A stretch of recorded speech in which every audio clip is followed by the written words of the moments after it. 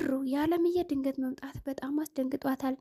ልትወጣው ያሰበችው መድኃኒት ድንገት በእጇ ድፍት አርጋ ጥለዋለች። ሰኑ እህቷ ቃል አስገብታታለች። ከዚህ በኋላ ከማንም ጋር እንድትደዋወይም እንድትገናኙም አልፈቅድም ማይልኝ ብላ ቃልም አስገብታታለች። ከሰዎች እንድትርቅ እያደረገች ነው። ቅዱስ ምንም የሚወራ ጥሩ ታሪክ የለኝም ይላል። ክብሮም ሰኑን ያፈቀራት ይመስላል። ጽናትና ኪራም በሰላም እየኖሩ ይገኛሉ። ሰኑ ወደ እነ ጽናት ቤት አምርታ ነበር። ክብሮምና ሰኑ ይገናኛሉ። ክብሮም አንቺ ልጅ ግን ቤት ቀይርሽ እንዴ ይላታል። ማለትማ በብዛት እዚህ ቤት ሳይሽ ብዬ ነው ይላታል። አጋጣሚ ነው በማለትም መለሰች። ነው ወይስ ምናልባት እኔ ቤትሽ መምጣት ስላቆምኩ ናፍቄሽ ነው? እንደው ምን አልክ? እንደው ራስን በምን አይነት ሂሳብ ነው የምታስበው?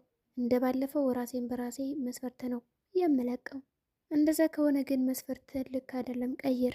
እንዴ እኔ በየትኛው ጉዳይ ነው አንተን ብዬ የምመጣው? ምን አውቃለሁ፣ ምናልባት እግር አሽሽ ስለሆንኩ እንደዛ ብዬ ነው።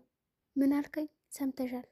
እኔ የምልህ ዶክተር ከኔ ጋር እንድትጨቃጨቅ ብሎ አዞላል እንዴ?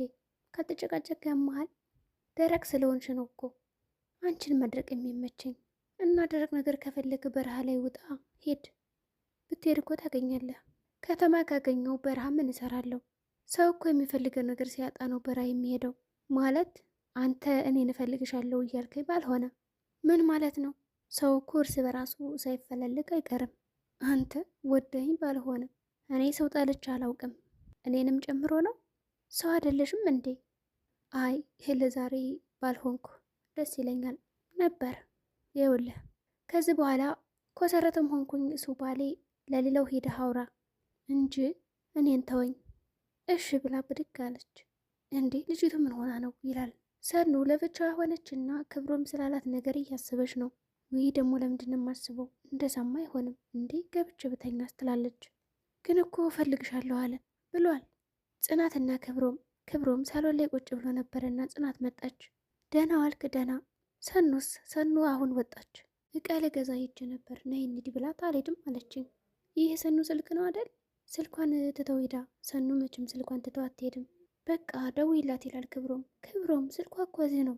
ክብሮም ወደ ክላሱ ከሄደ በኋላ ልጅቷ መቼም መጥፎ ነገር አላልኳትም፣ ለምንድን ነው እንደዚህ የሆነችው ይላል። ምን ሆና ነው ሄደችው? እንደዚህ ብቻውን እያወራ ኪራ ወደ ክላሱ ይገባል። ጎረምሳው ሰላም ነህ? ሰላምታ ከተለዋወጡ በኋላ ኪራ ስለ አንዳንድ ነገር መጠየቅ ጀምሮ ነበር። ታዲያ ስራ እንዴት ነበር? ስራ በጣም አሪፍ ነው። ቁጭ ከማለት እኮ በስራ መያያዙ በጣም የተሻለ ነው ይላል ክብሮምና ኪራ ወሬያቸውን ቀጥለውታል። ከሰኑ ጋርስ እንዴት ነው ብሎም ጠይቆት ነበር ኪራ። ኦ ሰኑ ስትል ሰኑ ጋር እንደ ዛሬ እኮ በዝምታ ተለያይተን አናውቅም ይላል። ምን ሆነች ሰኑ ብሏል መጀመሪያም። ሰኑ እኮ እባክህ ስልኳን ረስተው ሂዳ ነው፣ ውሰድላት። እኔና ጽናት ስራለኝ እኛ አንወስድላት ነበር፣ ግን አንተ ስላለ ከዚህ ቤት ውሰድላት። አይን ያልሄድም በሰላም ነው። እኔና ጽናት እኮ የምንሄድበት ቦታ ነበረ፣ ካልሆነ እኔ ቅርቼ ሰጣታለሁ። እሺ ብሎም ከክላስ ወጣ። ጽናትና ኪራ ሳሎን ላይ ቁጭ ብሎ እያወሩ ነው። እንሂድ በቃ ስልኩን ሰተናት እንመለስ እኮ ኪራ። ያው ደግሞ የስራ ስልክ ነው የሚደወለው። ወይ አንተ ስጣትና ሂድ፣ የእኛን ነገር ሌላ ቀን እናድርገዋለን። እንደዛ ይሻላል። ምን አማራጭ አለን? ውይ ጓጉተሽ ነበር እኮ። ክብሮምም አልሄድም አለ፣ መሄድ አልፈልግም ብሏል። እንደዚህ እየወሩ ክብሮም መጣ። ካቀዳችሁበትማ መቅረት የለባችሁም፣ እህቴና ወንድሜ ከሚከፋቸው እኔ እሄዳለሁ አለ። እኔ እሰጣታለሁ። ኪራም ጽናት ደብሮች ነበር እንዲህ እያላት ነበር። ክብሮም ወደ ሰኑ ቤት አምርቷል። በሩ እንኳኳል። ወዴት ነህ አለችው። ዛሬ እንኳን ልግባ ብዬ እንዳላበሳጭሽ ብዬ ነው። ያው አትጨናቂ። እና ልደቱን ነው እና ልትሄድ ነው? ዝናብ እኮ አለ። ኢትስ ኦኬ። ቶሎ ቶሎ ብዬ እሄዳለሁ። ወይ ጥላይ ልስጥህ? አይ አልፈልግም፣ በቃ ጉዳይ። እንደውም መብረቅ ይምታ ትለዋለች። እሺ በቃ ጥላሽን ስጭኝ። ወይ ራስቸው ለምሮ ሰጥቻት አይደለም? አንቺ ልጅ በቃ አንቺን ብቻ ነው አይደለም ማረሽው? በቃ ከዚህ ቆይና ሲያባራ ትሄዳለህ፣ ግን ትቀጣለህ። መቼም ያንቺ ቅጣት ወጥ መስራት ነው አይደል? ወደ ማድ ቤት ከሄዱ በኋላ ስራ እያሰራችሁ ነው ሰኑ። አንተ ሰውዬ ቤተ ነህ፣ እንከባበር። በዚህ ዝናብ ነው አስወጥቼ የምልከህ ትለዋለች ሰኑ። ንዴትሽ እኮ ካፍንጫሽ ላይ ነው። ክብሮም ምግብ ሰርቶ ከጨረሰ በኋላ አብረው በልተዋል። ኪራና ጽናትም ወደ ቤት ተመልሰዋል። ዝናብ መታሽ አይደል ይላታል። አይ ቢመታኝም ደስ ይላል፣ ያው እቅፍ አድርገኝ ነበር ትለዋለች። ቆይ ታዲያን የምላድርግ ቁመቴ እኮ ማጠሩን መቼም አላስረዝመው እያለች ነው ጽናት። በቁመቷ የተነሳ አንዳንድ ነገሮችን አውርተዋል። ኪራ እንዴ በአንቺ እኮ ስንቶች እንደሚቀኑ ታውቂያለሽ ይላታል። ማለት ያው ጭር ሴቶች ተወዳጅ ናቸው ለሮማንስ ሆናለሁ እያላትም ነበር። ምሩና ናሆም በሌላ በኩል እንደዚሁ ዝናብ መጥቶታል። ናሆም ሲጀመር ለምን ወጣ ትለዋለች ምሩ። በዚህ ዝናብ መውጣት እኮ አልነበረብህም ባክሽ ስራ እኩኝ እኮ ነው። አይ እንደዚህማ የምትንከባከቢ ከሆነ ሁሌም እወጣለሁ ይላታል። በቃ የሆነ ምግብ ልስራለህ። ክብረም እና ሰኑ ድስቱን ምን አድርግ ነው የምትይው ይላታል።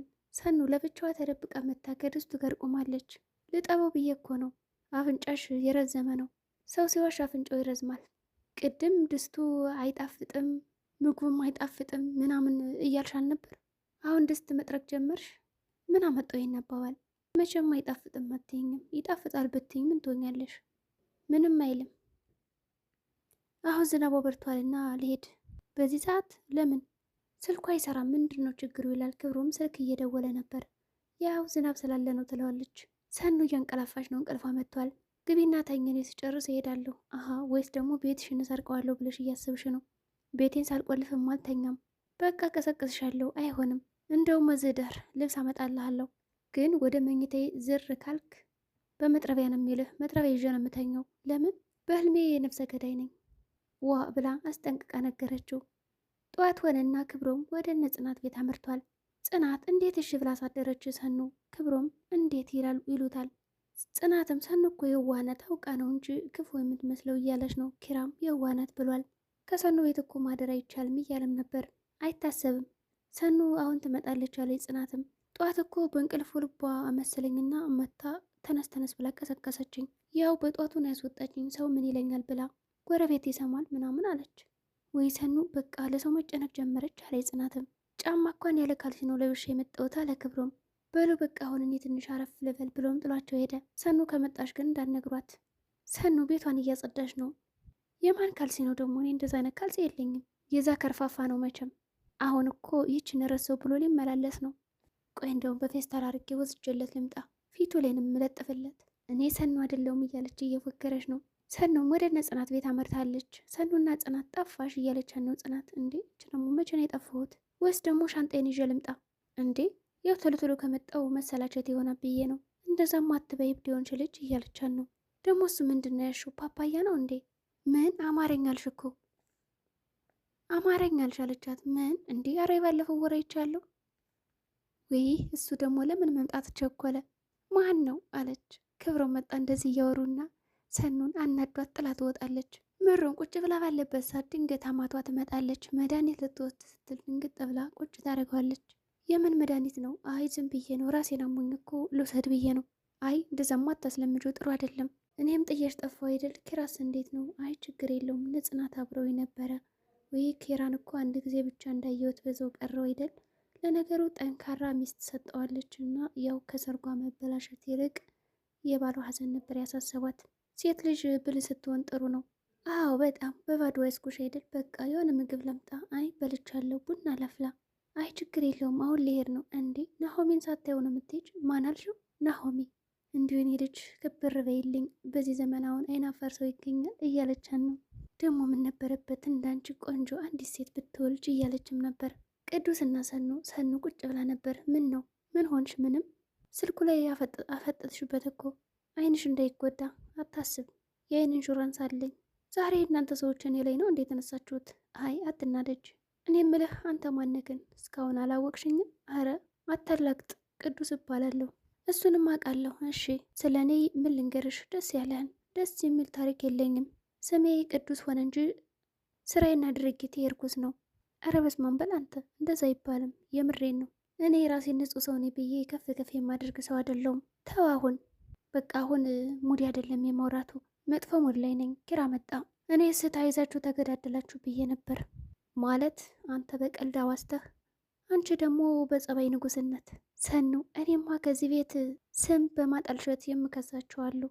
ቅዱስ እኔም አለው ይላል ኪራ። አረ አንተም ተባበርክ ማለት ነው ይለዋል። ተመስገን አንድ የሚያምን የተገኛለች። ሰኑም ናሆም እና ምሩ እማዬ በቃ ሳትነግሪ መጣሽ አይደል ይላታል። ለነገሩ ይችን ቆንጆ ጥለ በቃ አንተ ትሄዳለህ አይደል እያለችው ነው እናቱ። እኔማ ከዚህ በኋላ እናንተ ሁለት ሴቶች በአንድማ እንድትገናኙ አልፈቅድም። ያለዛ እኔ ወንዶችን ሰብስቤ ስብሰባን የምወጣው። ታዲያ ብታረግስ እኛም እኮ ሴቶች የሴቶች ኮሚሽን እንፈጥራለን እያለች ነው እናቱ። ክርክር ገጥመዋል ሀማትና አለች እንዲሁም ምራት። እኔ የምልሽ እማዬ አባዬ ግን መጥቶ አየኝም እንዴ ቤቴን? ያው አባቴ ዛሬ ድግስ አለበት ጓደኞቹ ጋር ሄዷል። ታዲያ ለምን አንቺ አልሄድሽም? በቃ ወደ እናንተ መምጣት ፈለግኩ።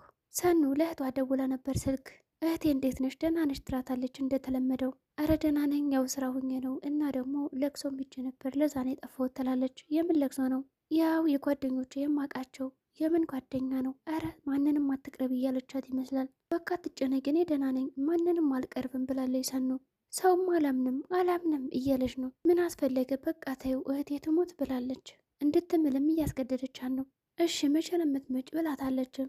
ስልኩን ከዘጋችሁ በኋላ ታዲያ እንዴት ነው እነ ጽናትን ምርቃቸው? እንዲህ ብቸኝነት እኮ ከባድ ነው። እኔ እኮ ግራ ገባኝ።